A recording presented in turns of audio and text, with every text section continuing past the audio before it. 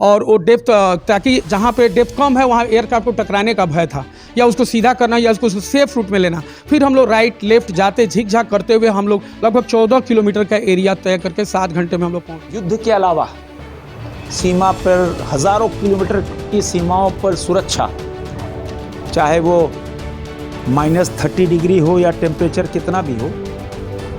और जब भारत में प्राकृतिक आपदा आती है तो देश में ये परसेप्शन सेट है कि सेना को बुलाओ।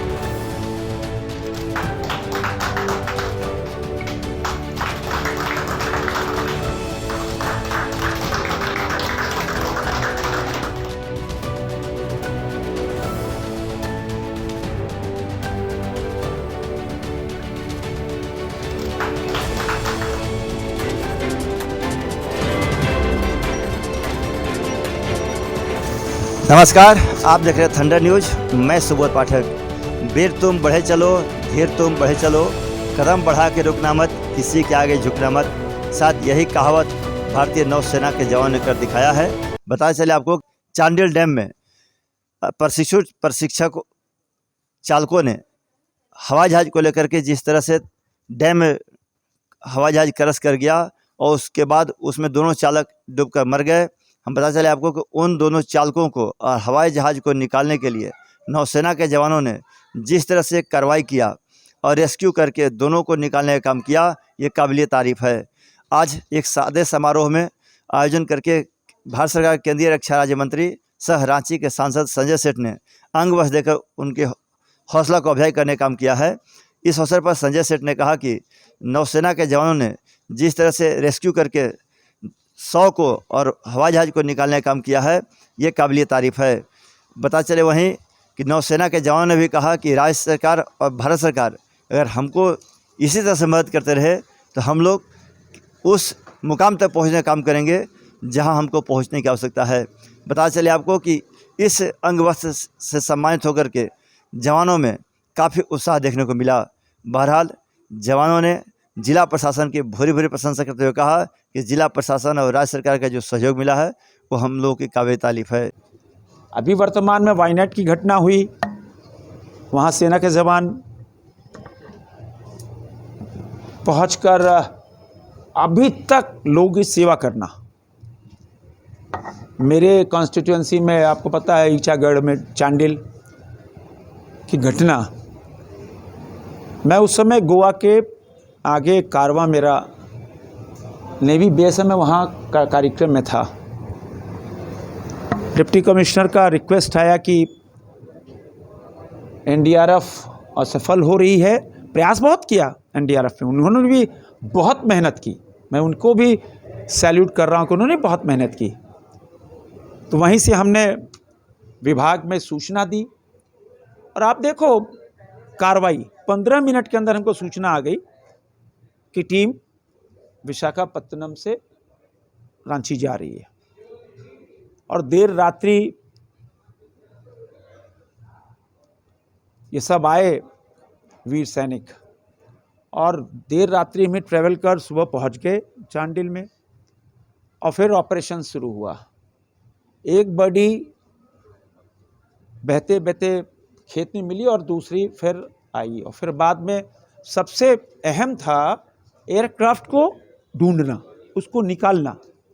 बहुत जटिल काम था और डैम तो बहुत इस समय माने पूरा फ्लडेड है, इतना पानी है और डैम के नीचे भी कुछ सतह नहीं है, चट्टान है, पहाड़ है, बहुत वैसी स्थिति थी और उसमें विमान को ढूंढना।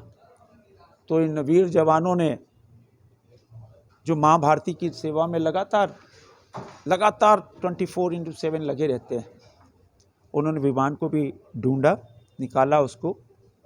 आज मेरा सौभाग्य है ऐसे वीर जवानों को सम्मानित करने का, ये मेरे लिए सौभाग्य है और झारखंड की जनता की ओर से धन्यवाद देने का कि इनका जो ऑपरेशन था वो ऑपरेशन सफलीभूत हुआ, सक्सेस हुआ। मैं माँ भारती की सेवा में जितने वीर सैनिक लगे उनको मेरी शुभेच्छा। किसी भी मिशन में जब कठिनाई आती है तभी भारतीय सेनाओं को याद किया जाता है और भारतीय सेना के डिक्शनरी में असंभव नाम का कोई शब्द नहीं है। ये जो अभी ऑपरेशन हुआ, जो दुर्घटनाग्रस्त विमान को चांडिल डैम से निकाला गया, ये ठीक उसी प्रकार से था जैसे सागर से सुई ढूंढने के बराबर हो, क्योंकि इसका कोई विटनेस भी नहीं था। जो था उस पर विश्वास नहीं हो रहा था लोगों को। जो चश्मदी वहाँ पे गवाह था देखने वाला, उसको तो ये भय था कि शायद मैं बोल रहा हूँ और जहाज़ नहीं निकलता तो मेरा को जेल में डाल दिया जाएगा। जब वो एयरक्राफ्ट निकला तो अपनी बात कर रहा था। ये ऑपरेशन चूँकि लोकेशन नहीं मालूम था और चांडिल डैम काफ़ी लंबे चौड़े एरिया में है। अगर हम सर्च करते हैं और उस डेप्थ की बात करें और उस जगह की बात करें तो जैसा कि हमारे रक्षा राज्य मंत्री ने बताया कि वो गांव थे पहले 84 मौजा को डैम बनाया गया बांध के, तो वहाँ अभी भी घर है, मंदिर है, स्टेशन है, जंगल है, नाले हैं, दीवार है। और एयरक्राफ्ट जो कि लगभग 20 फीट लंबाई है, अगर वो टुकड़ा 2-3 पीस किसी घर में घुस जाए या किसी जंगल के पेड़ के नीचे हो जाए तो उसको ढूंढ पाना से सुनार में भी दिक्कत होती। हम लोग दिक्कत का सामना हमारी टीम कर रही थी।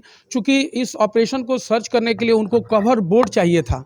ओपन बोर्ड में हम लैपटॉप या अपने इक्विपमेंट को नहीं खोल सकते थे, जिसकी प्रशासन ने अगले दिन वैकल्पिक व्यवस्था की, बम्बू बांध के, त्रिपाल डाल के, और उसके बाद ऑपरेशन शुरू हुआ। एक बार मान लीजिए जहाँ एयरक्राफ्ट है वहाँ शिफ्ट करके हम आगे चले गए और थोड़ी ध्यान नहीं रही तो एयरक्राफ्ट का इमेज करने के लिए अगेन हो सकता है हफ्ता 3 महीनों लग सकता था। लेकिन नहीं, लोगों की काबिलियत, हमारे भारतीय सेना के जो जवान थे, सर्वे टीम, गोताखोर टीम, उस चीज़ के लिए ट्रेंड किए गए हैं भारत सरकार के द्वारा और वो इस असंभव को संभव कर पाए। द मोमेंट तीसरे दिन जैसे ही दोपहर में डिटेक्शन मिला, उसके बाद हमारा काम ड्राइवरों के लिए कुछ नहीं था, ये बहुत आसान काम था। इसलिए ड्राइवरों ने जा करके उसको जाके एयरक्राफ्ट को देखा, उसके पार्ट्स को ले आए, उसको रस्सी बांध के मार्कर लगाया गया, बॉय बांध दिया गया ताकि कल जब हम इस ऑपरेशन को शुरू करें तो हमारे पास वो दोबारा कहीं खसक के न चला जाए। तो दोबारा अगले दिन सुबह 9:30 बजे ऑपरेशन शुरू हुआ।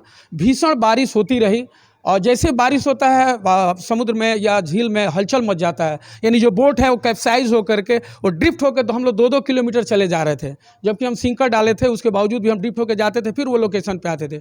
5 बोटें उसमें पूरे लगी रही ऑपरेशन में। ऐसे में आदमी ब्रेकफास्ट करके गया बिना लंच की परवाह किए, बिना टाइम देखे हुए, बिना थके।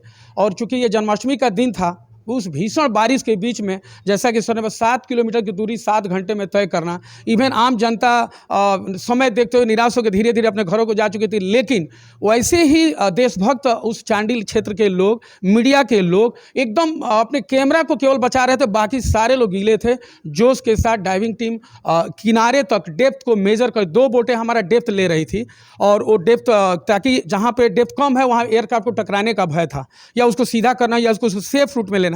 फिर हम लोग राइट लेफ्ट जाते झिकझाक करते हुए हम लोग बाद जो साल्वेज बैग जो आम जनता के लिए नई चीज़ होगी उनके बारे में बता दूं। क्योंकि हम लोग नेवी से हैं, इवन 30 साल के सर्विस अनुभव के बाद पहली बार ये मौका मिला मुझे देखने के लिए, ये अपॉर्चुनिटी। मैंने एक तरफ जो दोनों हमारे पायलट डेथ के उनका गम है हमें जाने का, लेकिन दूसरी तरफ खुशी इस बात की है कि वो जो कमियां थी उस एयरक्राफ्ट में, वो आने वाले एयरक्राफ्ट में उसमें सुधार हो जाएगा, ताकि हमारा नेक्स्ट कोई पायलट या हमारा ट्रेनी जो है ऐसी हादसा का शिकार नहीं होगा। तो ये ऑपरेशन एक अपने आप में बहुत ही साहसिक और चुनौतीपूर्ण था। लेकिन हम जैसा कि हम इसके पूरे झारखंड वासी गवाह बने कि सेना के अंदर कोई असंभव नाम का कोई शब्द नहीं है और उसको हमारे भारतीय नौसेना के जांबाज गोताखोरों और सर्वे टीम ने करके दिखाया। और हम सब खुशी हुई इस बात की है कि हमारे धरती पे आके सेना भी एक अच्छा संदेश लेके जा रही है। कल माननीय डीसी महोदय रविशंकर शुक्ला जी के द्वारा और एसपी महोदय के द्वारा सम्मान और सर्टिफिकेट दिया गया। आज हमारे आदरणीय रक्षा राज्य मंत्री संजय सेठ सर के द्वारा आज इनका सम्मान माना। निश्चित रूप से यह सम्मान हमारे उन सभी नौ सैनिकों को, हमारे थल सैनिकों और एयरफोर्स के सैनिकों को भी हौसला अफजाई का काम करेगा, जो हर समय विषम परिस्थितियों में हमेशा परिणाम देश के हित में लाने का काम करते हैं।